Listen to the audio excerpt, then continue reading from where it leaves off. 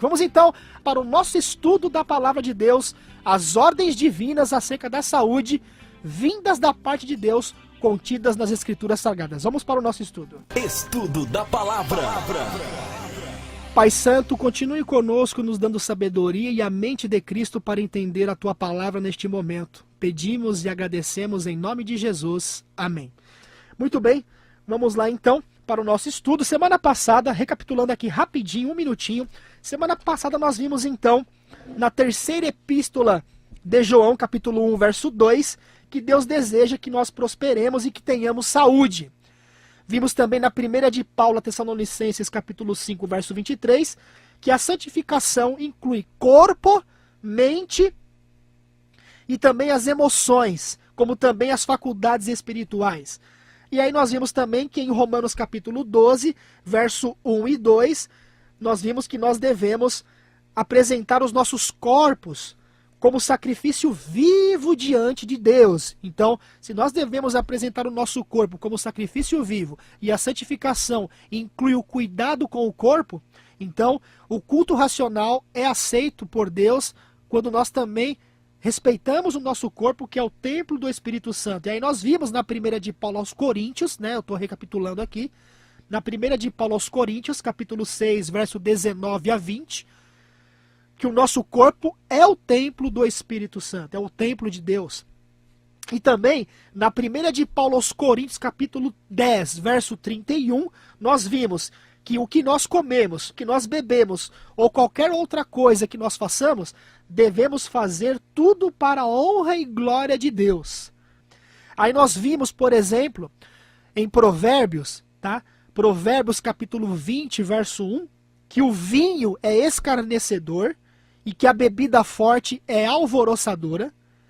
Nós vimos também em Provérbios capítulo 23, verso 29 e 32, que nós não devemos tomar bebida forte, porque ela causa tristeza, desgosto e contenda.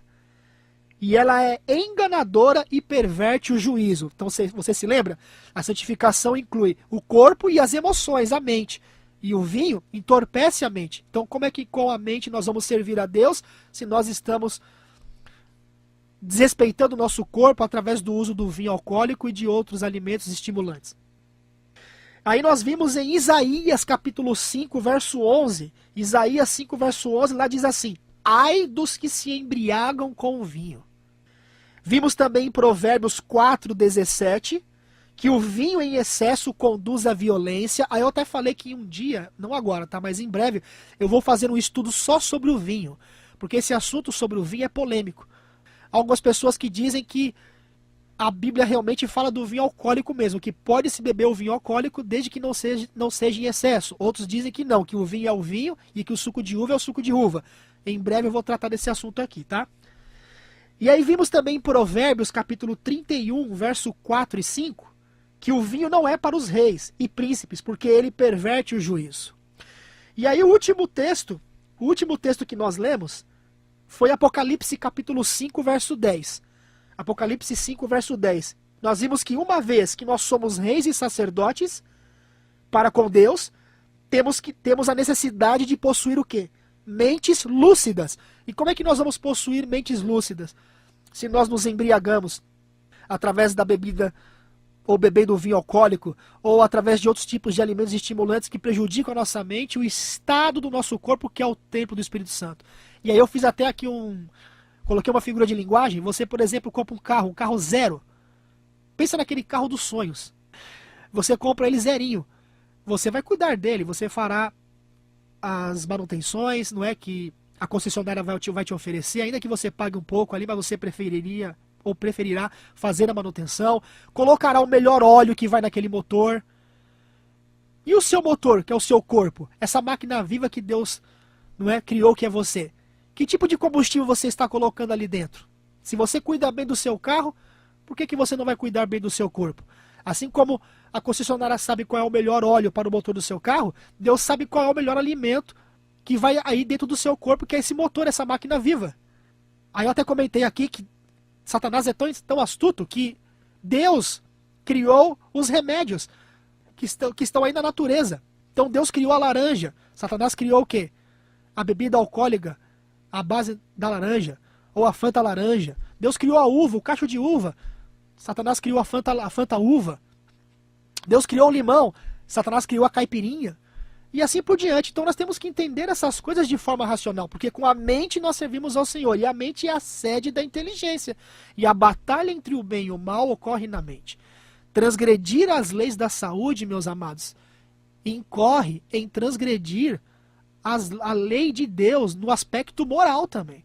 Aliás, um dos mandamentos no aspecto da lei moral é o que? Não matarás. E muita gente está se matando pela boca, através daquilo que tem comido e bebido. Então vamos continuar o estudo. Gênesis, primeiro livro da Bíblia. Anote e leia depois, caso você tenha dificuldade de acompanhar agora a leitura, porque eu vou correr aqui, tá? Gênesis 1, 29. E disse Deus ainda: eis que vos tenho dado todas as ervas que dão semente e se acham na superfície de toda a terra, e todas as árvores em que há fruto que dê semente. Isso vos será para mantimento. Então, qual foi a dieta original que Deus deu para o homem? Lá no Éden. Qual foi a dieta original? A dieta original era uma dieta exclusivamente vegetariana. Deus não disse, olha, vocês podem matar esses animais aí, ó. Tá vendo esses animais que eu criei? Podem matar esses animais e comer a carne deles. Deus não disse isso. Ele deu a alimentação vegetariana. Essa era a dieta, o quê? Original. Aí lá em Gênesis capítulo 7, preste atenção. Gênesis capítulo 7, verso 2.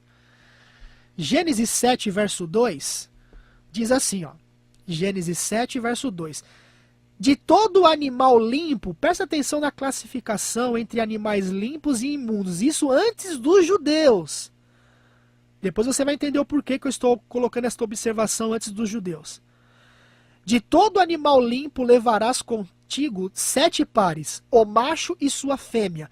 Mas dos animais imundos, 1 par, o macho e sua fêmea. Isso aqui, antes do dilúvio, os animais que foram entrando dentro da arca, com Noé e a sua família. E aí, se a gente continuar lendo o relato, você vai perceber que depois do dilúvio, tá? Depois do dilúvio, Deus ele permitiu, então, agora, o uso da carne. Mas que tipo de carne será que Deus permitiu? Obviamente dos animais limpos. Tanto que Deus ainda falou, olha, vocês vão levar para a arca 7 pares de animais limpos, tá certo? 7 pares de animais limpos, o macho e a fêmea, mas dos animais imundos, 1 par. Obviamente que se Deus fez a classificação entre animais limpos e animais imundos, então, claro que por inferência podemos inferir ou chegar à conclusão que a carne de animal que foi liberada era a carne de animal limpo. Obviamente que Deus não ia permitir o uso da carne dos animais imundos que fariam mal à saúde.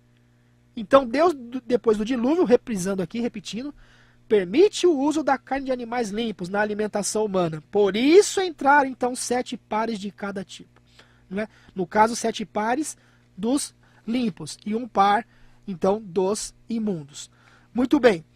Aí quando você vai lá em Levítico, eu não vou ler agora, mas anote aí, é muitos textos, eu não vou ler, para eu ganhar tempo aqui, tá? Lá em Levítico, anote aí, ó, capítulo 11, de 1 a 12. Lá você tem a lista. Você tem a lista dos animais limpos, ok? E a lista dos animais imundos, ou seja, a lista dos animais limpos que poderia ser usado como alimento, e a lista dos animais imundos que não poderiam ser usados como alimento. Ah, mas Alexandre, mas isso aí não é para a época dos judeus? Mas vocês se lembram aquilo que a gente acabou de ler agora?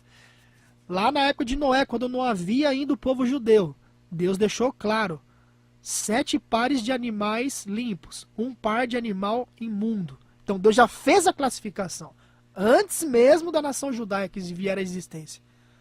Deus separou, isso aqui é animal limpo. Isso aqui é animal imundo. Você, como um pai de uma criança que quer o melhor para o seu filho, você colocaria à mesa da sua criança uma carne de animal limpo para que ela, então, se alimentasse daquela carne, ou uma carne de animal imundo e aí trouxesse problemas de saúde para ela, não é? Qual é a sua opinião sobre isso? Pense bem. Assim como Deus é o nosso Pai também, Ele quer o melhor para nós. Mas eu vou entrar ainda mais sobre isso depois, tá? Então, Eu não vou ler os textos, são muitos. Anotou aí? Levítico 11, de 1 a 12. Vou dar uma outra dica. Se você tiver a Bíblia na linguagem de hoje, leia esses textos na linguagem de hoje. Vai ficar ainda mais claro na sua mente, tá? Ok? Então, vamos lá. Isaías, olha agora aqui, ó. Isaías 66, capítulo 66, 15 a 17. Isaías capítulo 66, versos 15 a 17. Olha que interessante aqui. E depois eu vou, como eu falei nas perguntas acerca da saúde, eu vou esmiuçar ainda mais esse assunto, que o que eu vou ler agora aqui é polêmico, eu sei disso. Mas a gente vai de pouco em pouco chegando lá, tá? Não terminando hoje, a gente continua no próximo domingo e assim por diante. Então Isaías 66, 15 a 17 diz assim, ó. Porque eis que o Senhor virá em fogo, e os seus carros como um torvelinho, para tornar a sua ira em furor e a sua repreensão em chamas de fogo. Porque com fogo e com a sua espada entrará o Senhor em juízo com toda a carne. Aqui fala das pessoas, tá? Pessoas, seres humanos. E serão muitos os mortos da parte do Senhor. Olha agora o verso 17. Quem serão esses muitos dos mortos, no caso, né? Algumas características, vai. Aí diz, ó, os que se santificam e se purificam para entrarem nos jardins após a Deus, ou seja, aqueles que praticam idolatria, a imagens, né, a deuses, que têm olhos mas não veem, que têm ouvidos mas não ouvem, que têm boca mas não falam e assim por diante. E continua. Que comem carne de porco, olha, que comem carne de porco, coisas abomináveis, e rato também, ó. Serão consumidos, diz o Senhor. Interessante que essa profecia de Isaías, se você ler todo o contexto, você vai notar que é uma profecia para o tempo do fim. Não é uma profecia lá para o passado, para o povo judeu, não. Leia por você mesmo, não vá pelo que eu estou dizendo. Mas seja um bereano e vê por você mesmo isso daí. Veja por você mesmo, leia. É uma profecia para o tempo do fim, para o nosso tempo do fim. Então, aqueles que se rebelam contra a norma alimentar, é o que está dizendo aqui. Essa é a essência do que o texto disse. Aqueles que se rebelam ou se rebelarem contra as normas alimentares estabelecidas por Deus, não herdarão o reino dos céus. Em outras palavras é isso, não herdarão o reino dos céus. E Deus menciona entre alguns tipos de alimento, a gente já viu, né, que há separação entre os limpos e os imundos, no que se refere aos animais. Levítico, como eu falei, capítulo 11, de 1 a 12, coloca toda a lista. E aqui, alguns da lista, o que a gente vê aqui? O rato e a carne de porco. E Isaías 65, versos 1 a 5, Isaías 65, versos 1 a 5, diz assim, ó, preste atenção. Fui buscado dos que não perguntavam por mim, fui achado daqueles que não me buscavam. A um povo que não se chamava do meu nome, eu disse, eis-me aqui, eis-me aqui. Estendi as minhas mãos todo dia a um povo rebelde, que anda por caminho que não é bom, seguindo seus próprios pensamentos. O povo que de contínuo me irritava abertamente, sacrificando em jardins e queimando incenso sobre altares e tijolos. Que mora entre as sepulturas e passa as noites em lugares misteriosos. Olha agora, presta atenção. Comem carne de porco e tem no seu prato ensopado de carne abominável. Tá vendo? Povo que diz, fica onde estás, não te chegues a mim, porque sou mais santo do que tu. E Deus aí diz, és no meu nariz como fumo de fogo, que arde o dia todo. Em outras palavras, esse texto, ou através dele, Deus compara os alimentos imundos ao quê? A idolatria pagã.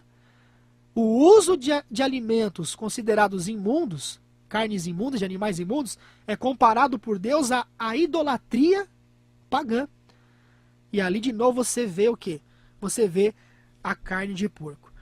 Mas aí vem uma outra questão, só que essa não é, eu vou apenas comentar hoje. Por quê? Porque eu vou, para aproveitar o tempo que nós temos, eu vou tratar dela a partir do próximo domingo. Já vou começar o próximo domingo com ela, tá? Na questão perguntas comuns acerca da saúde. Só que eu vou deixar você agora aí com a pulga atrás da orelha, né? Tá certo? Vou deixar você aí com água na boca para chegar logo domingo que vem. Porque foram colocados aqui todos esses textos. E aí você concorda comigo que Deus não é um Deus de confusão, correto? Não importa se você é da igreja A, B, C ou D, que não seja da minha igreja, né? Não importa que minha igreja tem uma visão X sobre este assunto e a sua tem uma visão Y sobre este assunto. Mas uma coisa que nós temos que concordar é que Deus não entra em contradição, ok? Então a gente chegou a este acordo aí. Se Deus não entra em contradição, por que a Bíblia então vai dizer uma coisa em um ponto e vai dizer outra em outro ponto? Por exemplo, Atos capítulo 10, versos 9 a 16, tá? Atos dos Apóstolos, capítulo 10, do versículo 9 ao 16.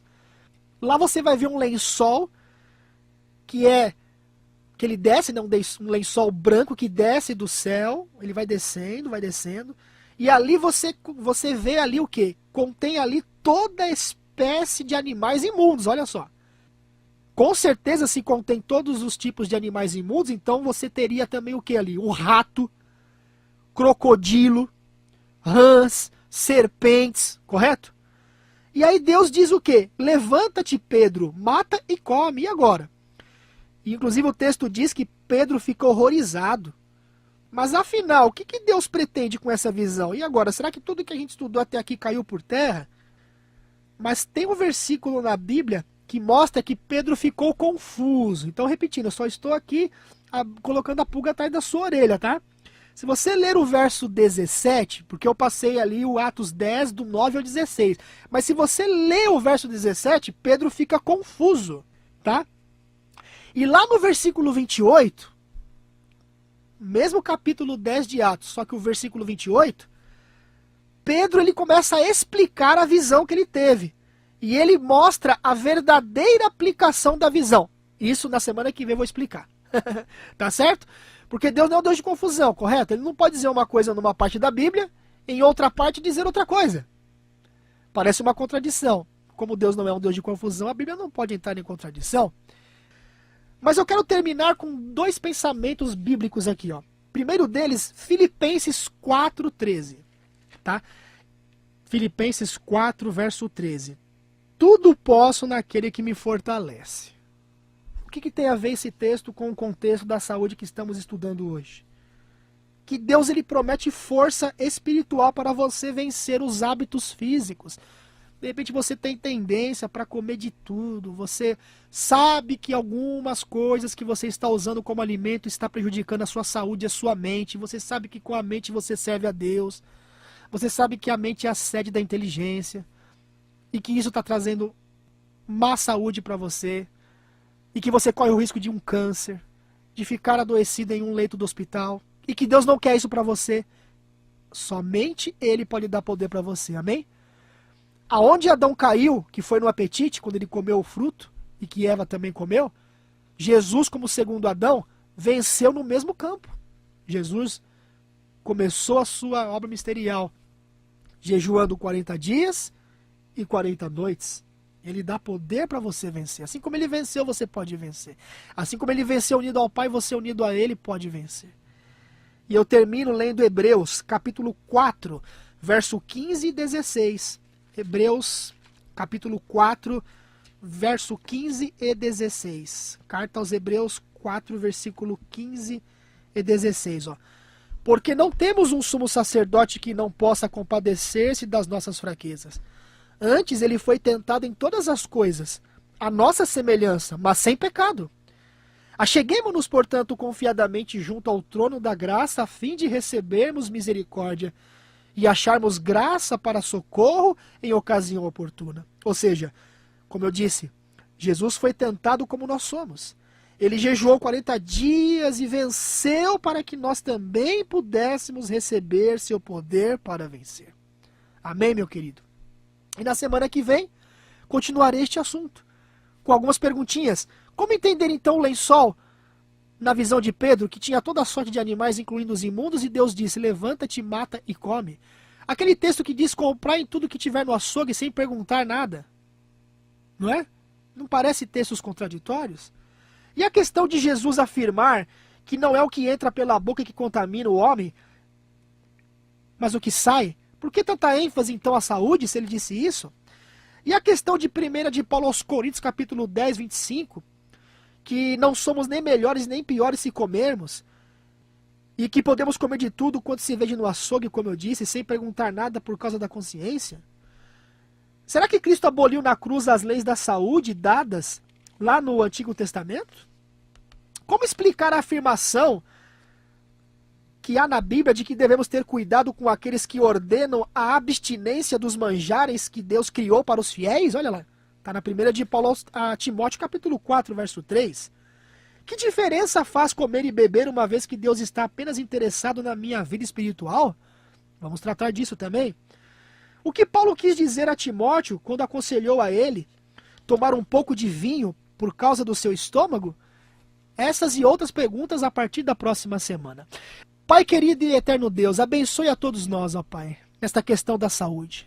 Nos dê poder, ó Pai, para vencermos as tentações acerca do apetite pervertido que Satanás tenta usar para embotar nossa mente e para destruir o nosso corpo, que é o templo de Deus, o templo do Espírito Santo.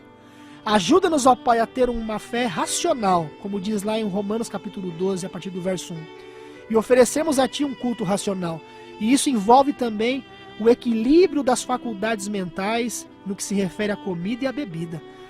Ajuda-nos, ó Pai, a entender este assunto. Se há algo que a gente ainda não entende, se há algo que alguém ainda não entende, está confuso, mostre a essa pessoa a verdade. E que nas próximas semanas possamos entender ainda mais deste assunto em toda a sua clareza. Nós te pedimos e agradecemos, no nome de Jesus.